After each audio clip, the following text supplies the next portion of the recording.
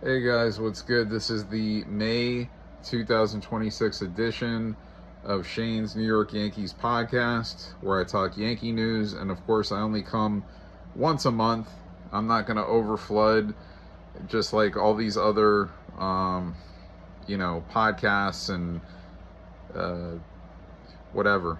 I mean, I'm not overflooding. I'm just coming once a month, and that's it. And let's just get to the point. The Yankees are in first place in the American League East. They are 25-11, so 36 games in. Almost, the season moves really fast. Soon it's going to be halfway. You get to that 81 game mark, you're halfway in the season. So, they're only, a little over 40 games away from that. So it goes fast, guys. And it's a long season. 162 games is a long season.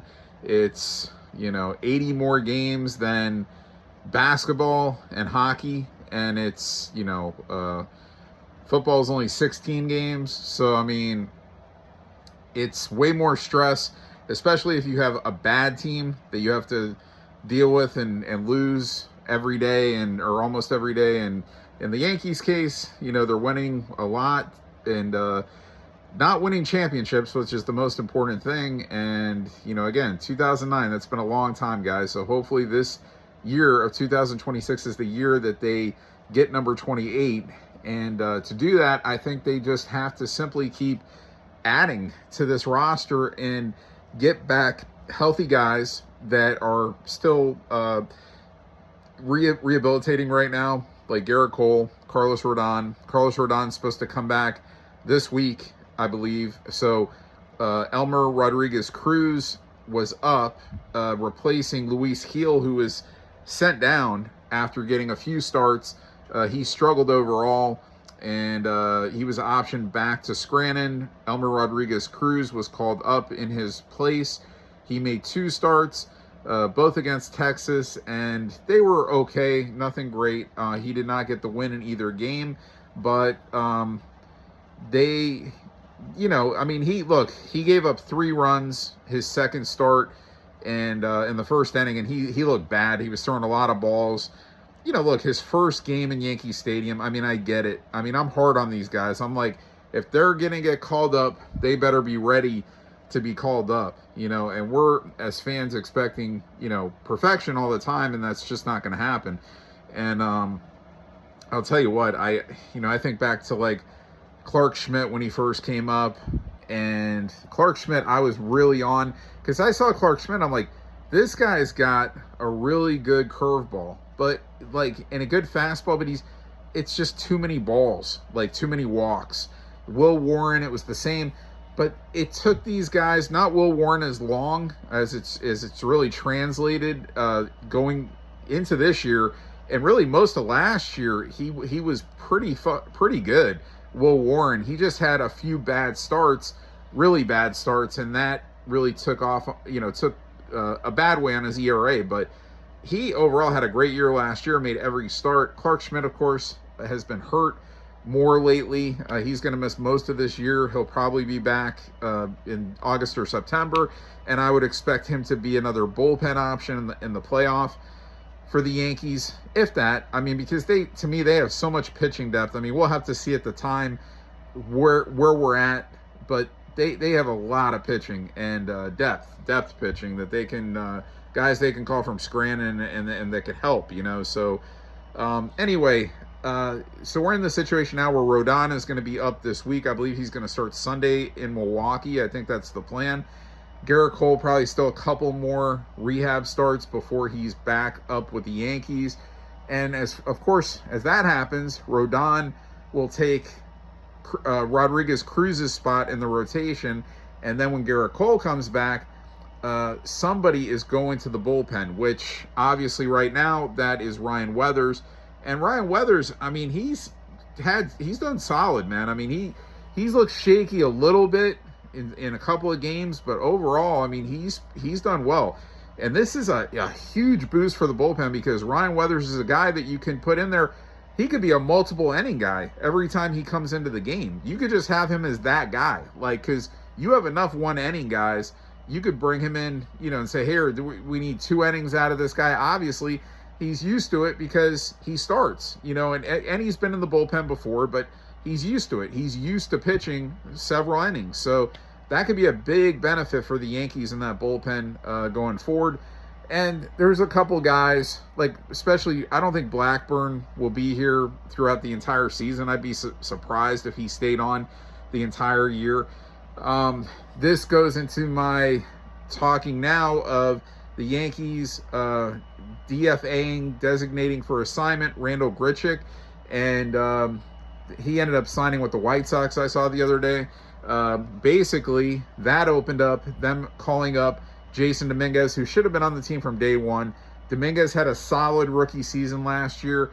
It wasn't great, but it was solid, in limited time. And he was competing out there with Trent Grisham last year. And, of course, Trent ended up playing more games because Trent got super hot, hit a lot of home runs and stuff. But Trent is actually producing for the Yankees with RBIs. He's got like 20 RBIs. I mean, he's doing well in knocking in runs. His home runs, I think he's got 5 or 6 or something, but his average is the only one right now on the team below 200. So he's never been a high average hitter, but he's got to get up above 200. Like you got to be 222.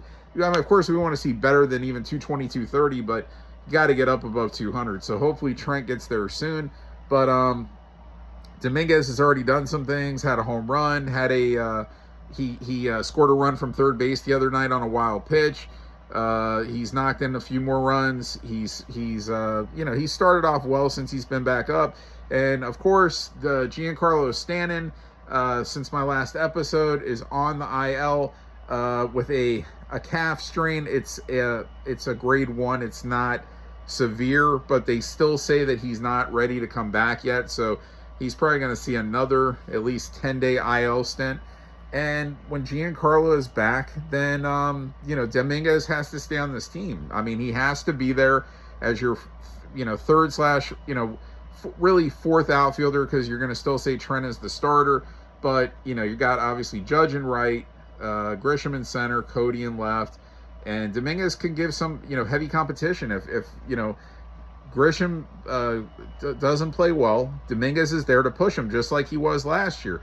Should have never been demoted. It was a horrible move by Brian Cashman.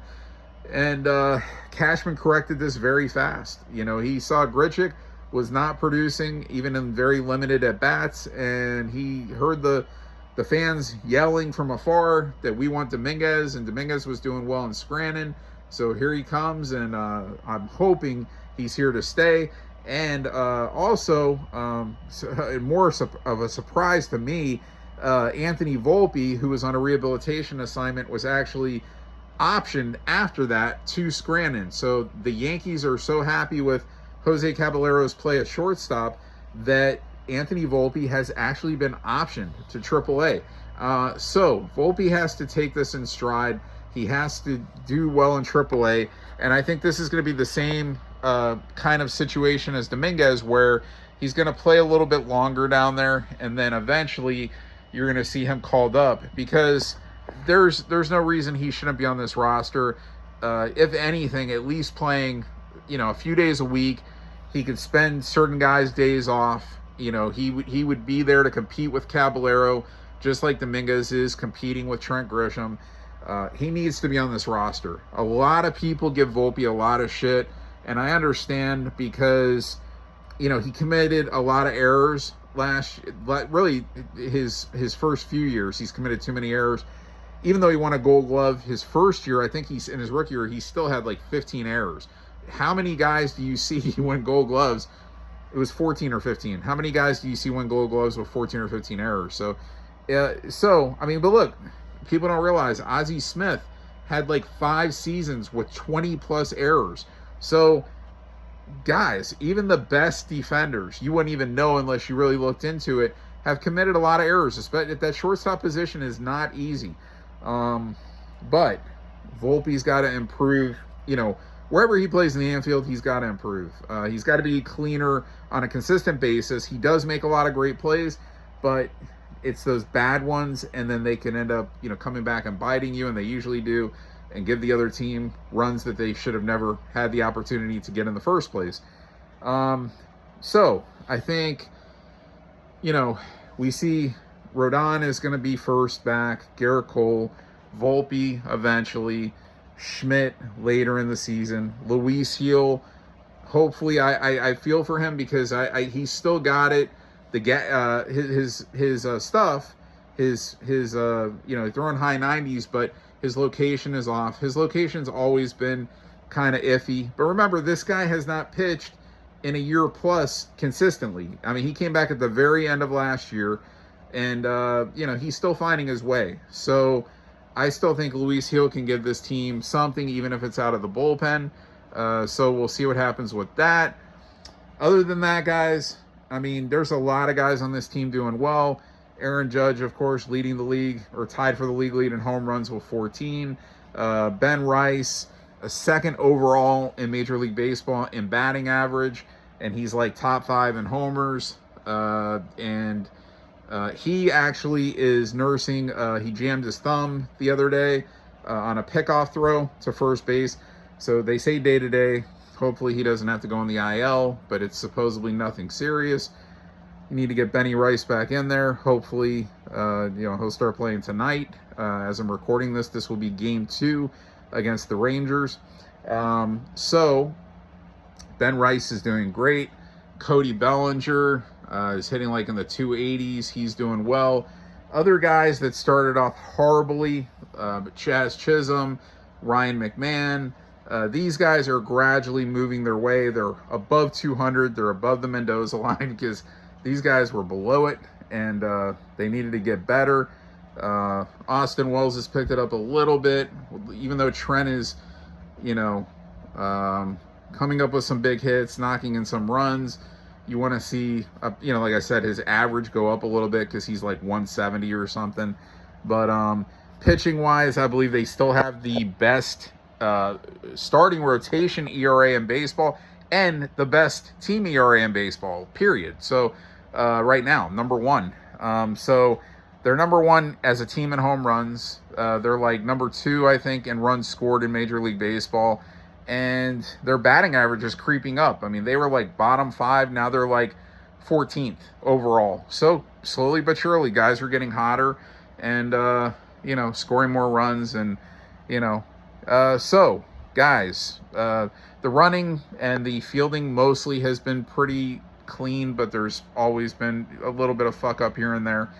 But, hey guys, it looks okay so far. We got to just keep going, get guys back, get healthier, and we're going to have a great chance to win number 28 this year in 2026. So I really don't see any trade deadline moves, although we'll see what happens. I think this is going to be more of a thing where we're promoting guys from within. Lagrange, Rodriguez Cruz maybe again. Spencer Jones, you never know. I mean, injuries depend on things. You don't want to see anybody get hurt, but, I'm just saying guys that are ready, George Lombard. So there's guys down there that are ready to help now, and we'll see what happens. So, guys, Yankees got to keep on their winning ways. They have to expand this lead. Tampa Rays are annoying me. They're a game and a half out of first. They have the third best record, I believe, in Major League Baseball right now. I think they actually have a better record today than the Dodgers do. The Braves, by a game, I believe, have a better record than the Yankees. So the Yankees are right behind for the best record in baseball, almost 40 games in. The rest of the AL East is going further behind. Baltimore and Toronto are 9 games back of the Yankees, while Boston is in last place. They're 10 games back. Need to see that lead expand on Tampa. I don't know how Tampa's doing this. I really don't, because they have a couple of good players, but not. You look at that roster and you're kind of like, you look at what the guys are doing, and you're like, how are they winning games? But they are, So I guess it's a combination of somewhat pitching to a point and just clutch hits with runners on base. But I think they're gonna fall a little bit soon for sure. But hey. They may hang around for a wild card for sure with the way the rest of the AL East and the rest of the American League is going, which would be a surprise because I just thought Tampa was going to be worse. And, they're playing well enough. They swept the Yankees, sadly, in Tampa in a 3-game series. So the Yankees have to, pay them back for the next 10 games for that, for sure. So anyway, guys, I'll be back in June with my next Yankees podcast. Oh, and Jesus, I can't believe I almost forgot this. We lost a legend. We lost play-by-play radio broadcaster John Sterling, 87 years old.